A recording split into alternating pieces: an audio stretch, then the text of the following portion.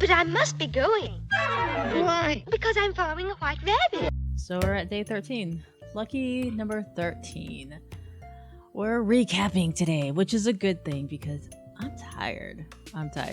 Today has been exhaustive for me. So this probably won't go a full 10 minutes, but this hits my quota for my daily content. And as I say with every recap, if you haven't listened to the previous 3 chapters, you might want to stop and go listen to what you've missed because I will be giving some spoilers. All right, so yeah, that was a yawn. Sorry. So disrespectful and unprofessional of me. Whatever, I'm tired. So, what has happened in the last 3 chapters? We've met a mermaid, took a little break at the coffee shop, and came face to face with the wolf. Well, not really face to face, was it? It was more like voice to voice. So I was so excited about the wolf episode because I was able to use an amazing voice actor who portrayed the wolf for me. And he was able to really capture the mysterious, guttural type of evilness in that character. And not to say, again, not saying that the wolf is evil, just, I don't know. I don't feel like giving him an adjective. I'm tired. But for the story, for Alice, he is the villain, you know? And that's something I kind of want to hit on. Like, everybody is a villain in someone's story, you know? I don't care how nice and angelic you think you are the villain in someone's story. And that's where the lesson of perception, or what you perceive things to be, comes into play. And that's what we learned with the mermaid, right? You can take any situation. The situation itself is not good, it's not bad. The situation turns good or bad by the perception or how you perceive those actions or that situation to be, right? A situation, an occurrence, is a bunch of behaviors, things happening, but it's how you perceive those actions or what make it good and bad. And it's kind of, again, like the looking glass self theory. What's the perception of how you see things or how you feel people perceive you? That's what determines what's good or bad. So in the story, the wolf is the villain for Alice. But if you ask the wolf, is he the villain?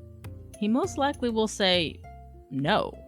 You know, now, have there been situations in my life where I feel that somebody might have said, yeah, I've played the villain? Absolutely. In some of those experiences, I would say, no, that's that's your perception of the situation, but I wasn't the bad guy here. But there are some situations where I was, you know, and that's where accountability comes in, and having accountability for your actions. When you are able to say, yeah, I probably shouldn't have done that, or yeah, that was messed up what I did, and I have to do better, that gives you the foundation for growth versus not taking accountability and blaming somebody else for your situation, right? If I look at the wolf, let's unpackage that character a little bit more. The wolf did say that they're lost, they're going through their own stuff as well. Okay, so is there any accountability for that character for how that character treats other people, you know? And then with Alice, let's look at Alice. Is there any accountability for looking at what she's allowed? And that's what I want to hint on. A lot of individuals go through relationships or get out of relationships, and when you look back and think of, wow, I allowed that for whatever reason, for however long, that's a direct determination about where you are, you know, where you are in your personal growth, where you are in your healing. Because how many times have people who have moved past an ex or healed past, like I like to say healed past an ex, think back to those individuals and say, wow, I must have really been going through something, or really had low self-esteem, or really just been fill in the blank to deal with that individual or to be with that person for so long. And I always say your partner that you attract into your life is at the level of your healing, right? And when you heal past that person, it's one of two things that's going to happen. They're going to heal along with you and you grow together, or you're going to end up not being compatible anymore. Does that make anybody a villain? Does that make anybody the bad guy? Or is it to make two people who have grown in two different directions?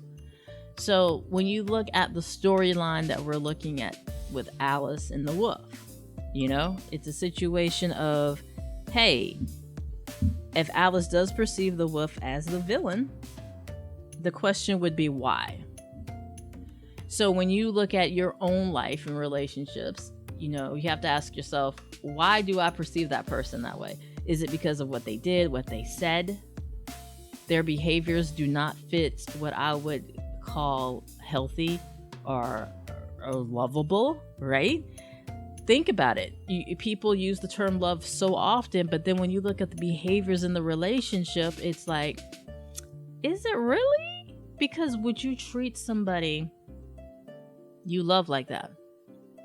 If you honestly love somebody, are you able to just disappear, walk out, and just be gone? Some people might answer, yeah, I can. Yeah, I still love that person. I just don't want to be around them forever. And it's so interesting to have so many definitions of what that is. So somebody could look at that and say, that's not love at all. While somebody else can look at it and say, yes, it's just expressed in a different way. So I say all that to say this. Perception, and that's the lesson that we learned from the mermaid, is so important in relationships. And the key is to learn what your partner understands your actions to be. And the only way to do that is through communication, right? When you are in a relationship with somebody, you all have to determine what the term love means, what the term relationship means. Instead of looking at all the examples or what people are doing in your external world, the question really should be between you and that individual. Because what you consider love in a relationship might be completely different than what your partner does.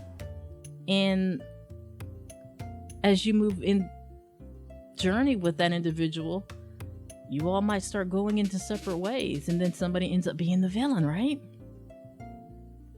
So the recap for the last 3 chapters is perception, what you perceive things to be.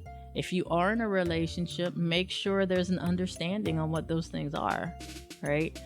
And learning how to grow past hurts and pains. And even though you can identify somebody as a villain in your story, learn the reasons why you feel that way. And if there's any area where you can grow from that, be accountable for how that story went, own that, and then move past it. If you choose to sit in that space, growth can't happen. And just like stagnant water, things start to stink. So moving forward, you'll notice that after that interaction Alice had with the wolf, her energy is going to be so different, so much lighter, so much more focused on the future, because it was closing of a chapter that she needed to have. It was that face-to-face interaction with her villain that she was able to close up that chapter. So what are we going to see moving forward in the next 3 chapters? It's going to be a much faster moving experience. Another hint, you guys got another hint on who she is or what she is in her village, right? She kind of blurted it out when she was in conversation with the wolf. So you're going to get more hints about what she is to her village. We are halfway there, y'all. We are halfway through this 30-day challenge pretty much. So I'm pretty sure when we get to the end, you guys are going to be pleasantly surprised. And like I said, I'm super excited. Hopefully we'll get more interactions with other voices and voice acting. But again, if you are looking for a voice actor, check Nick out over at Forbidden Fruit Podcast. He was awesome. Great guy to work with. And yeah, if you need a villain, like, he does it really, really well. So that's my 10 minutes. I did go 10 minutes. So it was a lot of rambling. So I'll have to, I don't know. Hopefully you guys got something out of it. But takeaways are, what is your perception of who the villains are in your life? Do you have any accountability as it relates to your own story? And what new decisions do you make from the lessons that you've learned from those experiences? So that's where I close out my day 13. Thank you again for being a part of this experience. And as always, take care, stay safe, and be well.